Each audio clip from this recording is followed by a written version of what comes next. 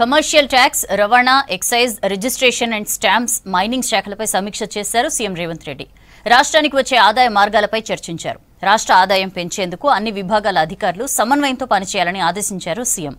మరోవైపు ఖరీఫ్ 2024 కార్యాచరణపై సమాయత్తమైంది రాష్ట్ర ప్రభుత్వం. రుణమాఫీ విధి విధానాలపై అధికారులతో చర్చించారు మంత్రి తుమ్మల.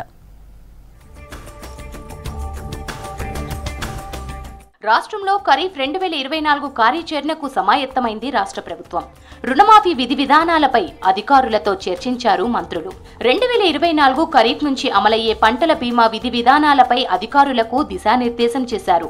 టెండర్లలో నిబంధనలు, ముందుకు వచ్చే కంపెనీలకు ఉన్న అర్హతలు పరిశీలించుకొని రైతులు పంట నష్టపోతే బీమా పథకం వారిని ఆదుకునేలా ఉండాలని అధికారులకు సూచించింది ప్రభుత్వం.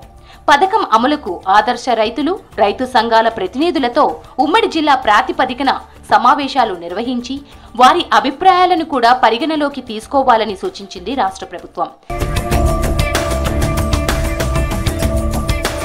సబ్సిడీపై విత్తనాల సరఫరాకు విధి విధానాలను రూపొందించింది రాష్ట్ర ప్రభుత్వం. వెంటనే సరఫరా ప్రారంభించి సరఫరాలో ఎక్కడా లోటుపాట్లు లేకుండా చూడాలని అధికారులను ఆదేశించింది. పంట నష్టం వివరాలను సమర్పించాలని అధికారులను ఆదేశించింది. రైతుల విజ్ఞప్తి మేరకు పొలాల మట్టి నమూనాలు సేకరించి ఫలితాలు వచ్చే నెలాఖరులోగా అందజేసేందుకు ప్రణాళికలు సిద్ధం చేసుకోవాలని ఆదేశించింది. వరి కొయ్యలు కాల్చకుండా యుద్ధ ప్రాతిపదికన రైతులకు అవగాహన కల్పించాలని సూచించింది. మార్క్ఫెడ్ ద్వారా మొక్కజొన్న, జొన్న, పొద్దుతిరుగుడు కొనుగోళ్లను ఈ నెలాఖరులోగా పూర్తి చేయాలని ఆదేశించారు మంత్రులు.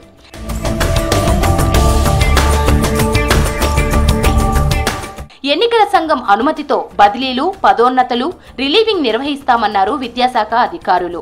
సీఎం సూచన మేరకు యుఎస్ఎస్సి, జాక్టో ప్రతినిధులతో విద్యాశాఖ కార్యదర్శి చర్చలు జరిపారు. టీచర్ల ప్రమోషన్స్ కు న్యాయపరమైన ఆటంకాలు తొలగిపోయాయి.